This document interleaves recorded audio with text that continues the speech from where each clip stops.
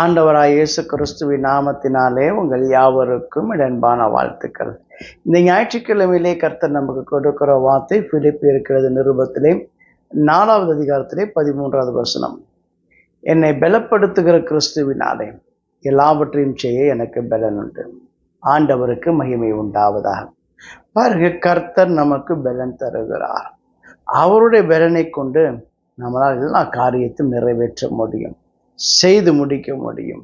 ஒருவேளை நம்முடைய வீட்டு காரியமாக இருக்கலாம், ஒருவேளை தேவ பணியாக இருக்கலாம், ஒருவேளை நம்ம செய்கிற வேலை ஸ்தலத்தில் இருக்கக்கூடிய காரியமாக கூட இருக்கலாம். நம்ம எந்த காரியத்தை செய்ய வேண்டுமோ அந்த செய்வதற்கு தேவையான கிருபையை கர்த்தர் தருகிறார், பலனை கர்த்தர் தருகிறார். ஒருவேளை இது மாம்சத்திலே தேவையான பலனாக இருந்தாலும் என்ன, ஒருவேளை கர்த்தர் நமக்கு கொடுக்கக்கூடிய பலன் ஒரு அசாத்தியமான ஒரு பலனாக இருக்க போகிறது. அது மாம்சத்தினாலே உண்டாயிராமல் அது தேவ பலனாக இருக்க போகிறது.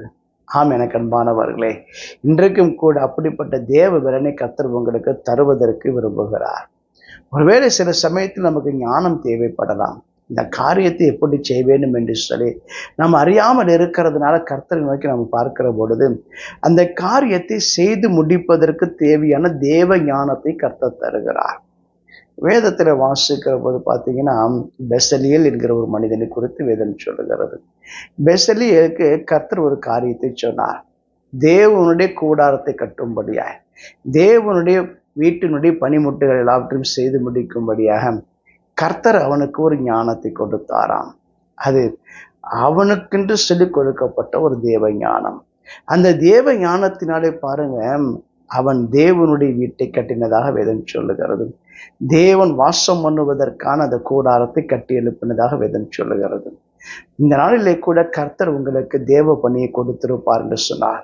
அந்த தேவ பணியை செய்து முடிப்பதற்கான ஞானத்தை கர்த்தர் உங்களுக்கு தருகிறவராக இருக்கிறார். எப்படி பெசலியேலுக்கு கர்த்தர் ஒரு விசேஷத்தை ஞானத்தை கொடுத்தாரோ அதே போல ஞானத்தை கர்த்தர் உங்களுக்கு தந்தருவார். பாருங்க, சில சமயத்துல நம்ம வேலை செய்கிற ஸ்தலத்தில் சில பலம் தேவைப்படுகிறது. ஏதோ ஒரு கடினமான காரியமாக இருக்கலாம். இதை நம்ம எப்படி செய்து முடிப்பது என்று சொல்லி நமக்கே தெரியாமல் இருக்கலாம். இது வரைக்கும் நான் அந்த வேலையை நான் செய்ததில்லை, இப்போதான் நான் ஃபர்ஸ்ட் டைம் செய்ய போகிறேன்னு சொல்லி கூட நீங்க நினைக்கலாம். ஆனால் அந்த முதல் தரமாக வேலை செய்வதற்கு முதலாக நீங்கள் செய்ய போகிற அந்த வேலைக்கு கர்த்தர் உங்களுக்கு வெளிப்பாடுகளை தருவார். அதற்கு தேவையான பலனை கர்த்தரே உங்களுக்கு தருவார். தாவீது சங்கீதத்தில் சொல்லுகிற பொழுது இப்படி சொல்லுகிறார், என்னை பலத்தால் இடைக்கட்டி என் வழியை செவிப்படுத்துகிற தேவனே என்று சொல்லுகிறார். ஆம், எனக்கு அன்பான தேவஜனங்களே, கர்த்தர் நமக்கு பலன் தருகிறார். பலத்தினால் நம்மை இடை கட்டுகிறார். அவர் நம்மை பலத்தினால் இடை கட்டுகிற பொழுது நம்முடைய பாதைகள் சீராய் மாறிவிடுகிறது, நம்முடைய பாதைகள் ஒழுங்குபடுத்தப்படுகிறது. நம்ம போகிற பாதை சரியான பாதையாக, தேவனாலே நியமிக்கப்பட்ட பாதை நடந்து போவதற்கு அது நமக்கு ஒத்தாசை செய்கிறது. தேவனாய கர்த்தர் பாருங்க, தாவீதை பயன்படுத்தும் போது அவருடைய பலன் அசாத்தியமாக இருந்ததாக வேதம் சொல்லுகிறது. பாருங்க, இள வயதிலே வாலிபனாக இருந்த போது பாருங்க ஒரு யுத்த களத்துக்கு போகிறார். அந்த யுத்த களத்திலே பெலிஸ்தியனாகிய கோலியாத் நின்று கொண்டிருக்கிறான். அவன் மிகப்பெரிய பட்டயத்தையும் ஈட்டியையும் வைத்துக் கொண்டிருக்கிறான், மிகப்பெரிய கேடயத்தை வைத்துக் கொண்டிருக்கிறான்.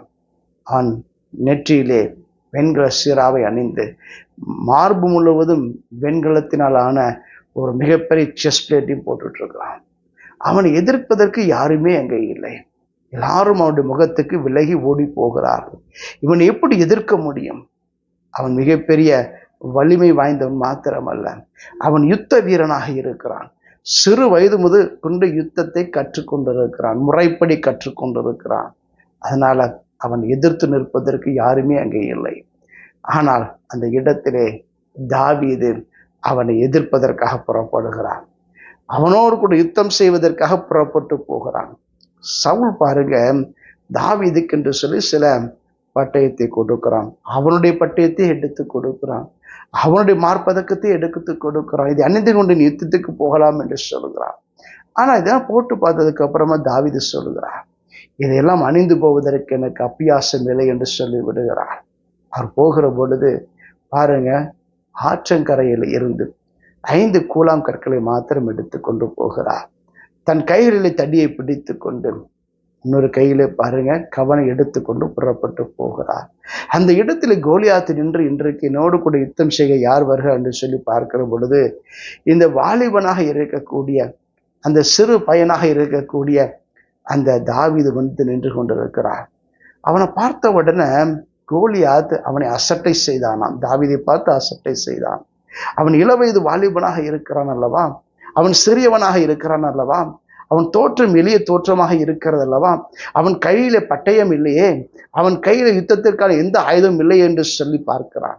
அதனால் அவனை அசட்டை பண்ணுகிறான், அவனை கேவலமாய் பேசுகிறான், அவனை இருமாப்போடு கூட அகந்தியோடு கூட பேசுகிறான்.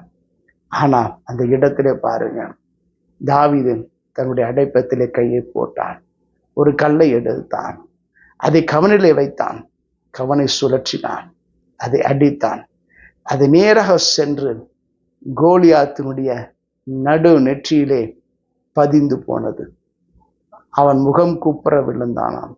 ஆண்டவருக்கு மகிமை உண்டாவதாக. அந்த இடத்திலே கர்த்தர் கோலியாத்தை தாவீதின் கையிலே ஒப்பு கொடுத்தார். ஏன் என்று கேட்டால், எனக்கு அன்பான தேவஜனங்களே, யுத்த ஆயுதத்தை நம்பி அவன் யுத்தத்துக்கு போகவில்லை. கர்த்தர் தனக்கு பலனாக இருக்கிறார், கர்த்தர் தனக்கு அரணாக இருக்கிறார், கர்த்தர் என்னோடு கூட இருக்கிறதுனால இந்த யுத்தத்திலே நான் வெற்றி பெறுவேன் என்று சொல்லி விசுவாசித்து அந்த இடத்துக்கு போகிறான். இஸ்ரவேலின் இராணுவங்களாகிய தேவனாகிய கர்த்தர் என்னோடு கூட இருக்கிறார் என்பதே தாவீதுடைய விசுவாசமாக இருந்தது. அந்த இடத்திலே அவன் பயன்படுத்தியது வெறும் கவனும் கல்லும் மாத்திரம்தான். அதை கொண்டு அந்த பெலிஸ்தேனை மேற்கொண்டான், மடங்கடித்தான், முறியடித்தான். எனக்கு அன்பான தேவஜனங்களே, உங்க கையிலே யுத்த ஆயுதங்கள் இல்லாமல் இருக்கலாம். யுத்த ஆயுதங்கள் யுத்தத்துக்கு தேவையில்லை. கர்த்தர் உங்களுக்கு பலனாக இருக்கிற பொழுது உங்க கையிலே இருக்கக்கூடிய அற்பமான காரியமே எதிராளிகளை வீழ்த்துவதற்கு போதுமானதாக இருக்கும். உங்க கையில் இருக்கக்கூடிய சிறிய ஆயுதமே எதிராளிகளை முகங்குப்புற கீழே விடுவதற்கு ஏதுவாக அமையும். அதனால கர்த்தர் உங்களோடு கூட இருக்கும்போது, கர்த்தர் உங்களுக்கு பலனாக இருக்கும்போது நீங்கள் நிச்சயமாகவே காரியங்களை வெற்றியாய் முடிப்பீர்கள். காரியங்களை ஜெயமாய் மாற்றுவதற்கு கர்த்தர் உங்களுக்கு உதவி செய்வார். வேதத்தில் வாசிக்கிற பொழுது பவுல் இப்படி சொல்லுகிறார், பாருங்க, எங்களுடைய ஆயுதங்கள் மாம்சத்துக்கு ஏற்றவைகளாய் இராமல் அரண்களை நிர்மூலமாக்குவதற்கு தேவ பலமுள்ளவைகளாய் இருக்கிறது என்று சொல்லுகிறார். ஆம், தேவ பலன் அரண்களை எல்லாம் நிர்மூலமாக்கும், எதிரிகளின் அரண்களை நிர்மூலமாக்கும். அவர்கள் எதை தங்களுக்கு என்று சொல்லி பாதுகாப்பு என்று நினைக்கிறார்களோ, பாருங்க, கோலியாத் மிகப்பெரிய பாதுகாப்புக்குள்ளே இருந்தான்.